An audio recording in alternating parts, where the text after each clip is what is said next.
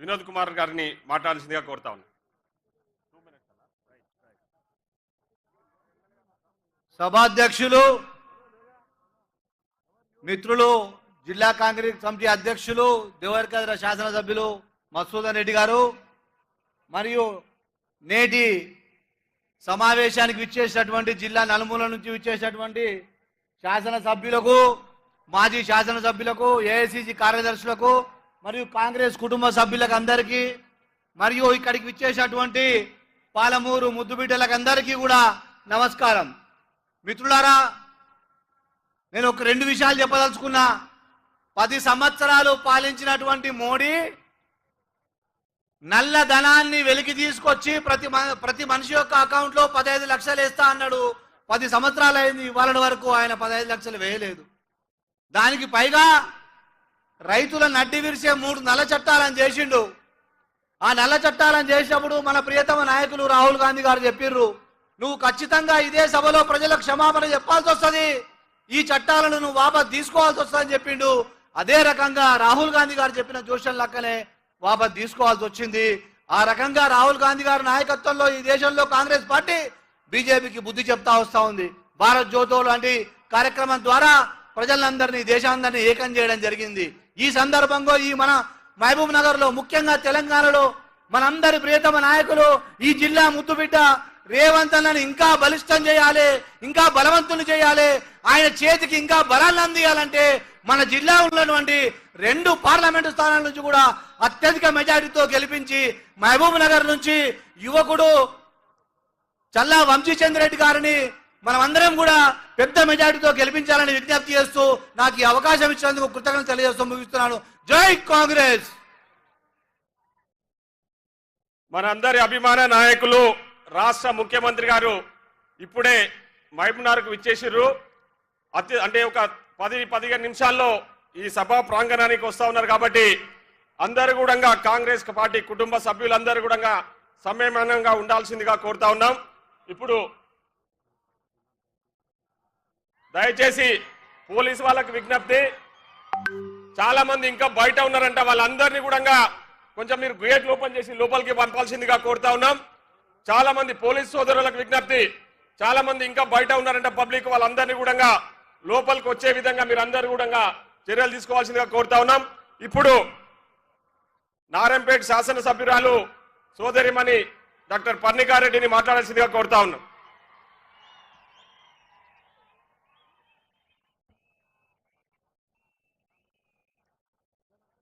వేదిక మీద ఉన్న పెద్దలందరికీ, మరి వివిధ మండలాలు వివిధ నియోజకవర్గాల నుంచి ఇక్కడికి విచ్చేసిన పాలమూరు బిడ్డలందరికీ కూడా చేతులు జోడించి నమస్కరిస్తున్నాను. ఈరోజు ప్రజా దీవెన సభలో మీరందరూ ఇంత పెద్ద ఎత్తున వచ్చినందుకు ప్రతి ఒక్కరికి కూడా పేరు పేరున ధన్యవాదాలు. ఏదైతే పోయిన అసెంబ్లీ ఎన్నికల్లో మీరందరూ కూడా ఎంతో ప్రేమగా ఎంతో కష్టపడి మా అందరినీ గెలిపించడం జరిగింది. ఈ రోజు మేమందరం కూడా ఈ వేదిక మీద నించున్నామంటే దానికి మూల కారకులు మీరందరు ఇక్కడ నించిన వాళ్ళు, ఇక్కడ ఉన్న వాళ్ళందరూ కూడా. ప్రతి ఒక్కరి కష్టం గుర్తుంది, ప్రతి ఒక్కరి కష్టానికి ఫలితం కూడా తొందరలో మీ అందరు కూడా ఎంతో ఇష్టంతోని వేచి చూస్తున్న మన పాలమూరు బిడ్డ మన ముఖ్యమంత్రి గారు రేవంత్ రెడ్డి గారు త్వరలో ఇక్కడ రానున్నారు. మరి మీ అందరి ఆశీర్వాదం ఏదైతే మా పైన చూపించిండ్రో రానున్న లోక్సభ ఎన్నికల్లో కూడా మన అభ్యర్థి వంశీచంద్రెడ్డి గారిని కూడా అదే విధంగా ఆశీర్వదిస్తారని కోరుకుంటూ సెలవు తీసుకుంటున్నాను. జై కాంగ్రెస్. సప్పుడే అనిపిస్తలేదు మీ అందరి నుంచి. జై కాంగ్రెస్, జై కాంగ్రెస్. థ్యాంక్ యూ అమ్మా. ఇప్పుడు జడ్చర్ల శాసనసభ్యులు అనిరుద్ధ్ రెడ్డి గారిని మాట్లాడాల్సిందిగా కోరుతా ఉన్నారు. ప్రజా దీవెన సభకు విచ్చేసిన ఉమ్మడి పాలమూరు జిల్లా వాసులందరికీ పేరు పేరున ధన్యవాదాలు తెలుపుతున్నాను. కాసేపట్లో మన ప్రియతమ నాయకుడు సీఎం రేవంత్ అన్న గారు ఇక్కడ రాబోతున్నారు. ఈరోజు వేదిక మీద మేము ఉన్నామంటే అది కేవలం మీ ఆశీర్వాదంతోనే. ఇప్పుడు మీరు మనమందరం కలిసి వంశీ అన్న గారిని ఈ పార్లమెంట్లో భారీ మెజారిటీతో గెలిపిస్తారా? వేదిక మీద ఉన్న పెద్దలకు అందరికీ నమస్కరిస్తూ, నిన్నగాక మొన్న ఈ బీఆర్ఎస్ నాయకులు మేడిగడ్డకు పోయినారు. దానికన్నా ముందు మేము పోయినాం. మమ్మల్ని చూసి వాళ్ళు వచ్చినారు. మరి ఇక్కడ ఉన్న ఎమ్మెల్యే, మాజీ ఎమ్మెల్యే, అదేవిధంగా జడ్చల మాజీ ఎమ్మెల్యే, దేవరకద్ర మాజీ ఎమ్మెల్యే, మళ్ళా పక్కన ఉన్న కర్వేన కానీ వట్టం కానీ ఉదండపూర్ కనిపించలేదా అని అడుగుతున్నాను. కనిపించలేదా ఉదండపూరు? ఈరోజు మహబూబ్నగర్కి వస్తే చాలా బాధగా ఉంది. ఇంకొక దుర్మార్గుడు ఉండేది ఇక్కడ. మహబూబ్నగర్ జిల్లా కలెక్టర్ ఆఫీసు ఎప్పుడు చూసినా కానీ అందంగా ఉండేది, హెరిటేజ్ బిల్డింగ్.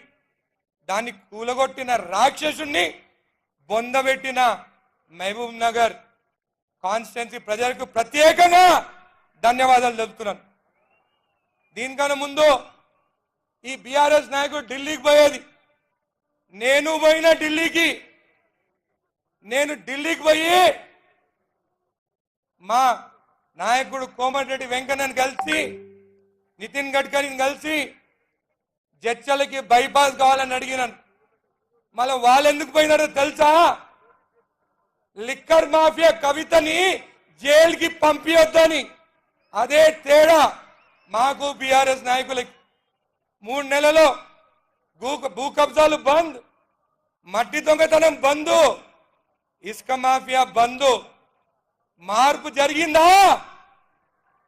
మార్పు జరిగిందా? నాకు చాలా అదృష్టం. సీఎం రేవంత్ రెడ్డి గారు జెడ్పీటీసీగా మిడ్జిల్ మండలం నుండి గెలిచినాడు. ఈరోజు సీఎంగా ఆయన ఇక్కడికి రాబోతున్నాడు. అదే మండలం నా జడ్చల నియోజకవర్గంలో ఒక మండలం అది. అందుకే నేను అదృష్టంగా భావిస్తున్నాను. ముసల్మాన్ భాయో, आपको समझ में आ रहा? वो बीजेपी और बीआरएस वाले दिन में लड़ते और रात में एक ही बिस्तर में सोते. जच्चला में कब्रिस्तान के जगह मिलेगा, ईदगाह बनेगी. आप लोग सब मिलके हमारा वंशीयनों को जिताना बोल के आपसे आपका दुआ चाहिए. उनको हम सब मिलके काम करेंगे और ये बीआरएस वालों को बाहर भेज देंगे. आप सबका आशीर्वाद चाहिए. धन्यवाद. Thank you. ఇప్పుడు